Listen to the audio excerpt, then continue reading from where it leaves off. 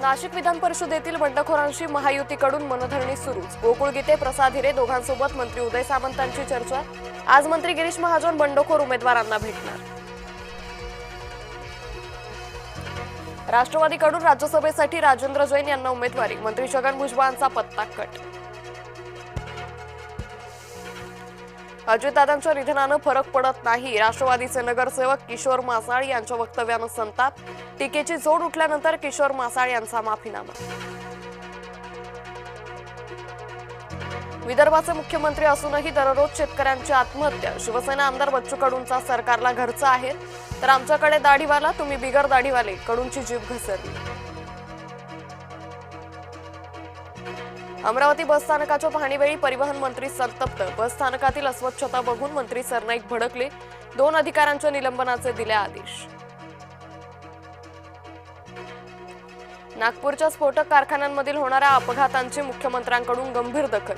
स्फोटक नियम 2008 मध्ये सुधारणा प्रस्ताव। राज्य सरकार प्रस्ताव केंद्र सरकारला सादर करणार।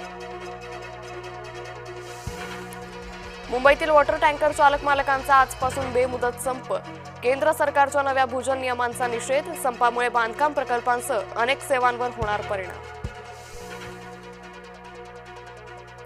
नाशकात महाविद्यालयीन युवतीवर अत्याचार। लग्नाचा आमिष दाखवून दारू पाजून जबरदस्तीने अत्याचार। व्हिडिओ व्हायरल न करण्यासाठी लाखो रुपयांची मागणी। निदा खानच्या चौकशीत धक्कादायक खुलासे। मी पीडितेला घरी नेऊन नमाज पठणाचं प्रशिक्षण दिलं। चौकशीत निदा खाननं गुन्हा कबूल केल्याची माहिती। नाशिक जिल्ह्यात आजपासून नाफेडकडून कांदा खरेदी। 2 लाख मेट्रिक टन कांदा खरेदीचं उद्दिष्ट। कांदा उत्पादकांना 1580 रुपये दर मिळणार। शालेय गणवेशाच्या दरात 30 ते 40 रुपयांची वाढ। पालकांच्या खिशाला आणखी कात्री। शैक्षणिक वस्तूंचे दरही वाढले।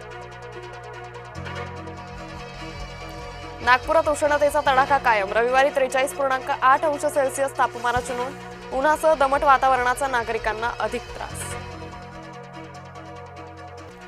पंतप्रधान बेंजामिन नेतन्याहूंनी घेतली आपत्कालीन बैठक। इराणच्या क्षेपणास्त्र हल्ल्यानंतर इस्रायलमध्ये घडामोडींना वेग। तिन्ही दलांचे संरक्षण प्रमुख, तिन्ही सेना दल प्रमुखांसोबत बैठक। अफगाणिस्तान विरोधातील कसोटीवर भारताची पकड घट्ट। पदार्पणातच फिरकीपटू मानव सुथारचे 3 बळी। अफगाणिस्तानवर फॉलो ऑनचं संकट।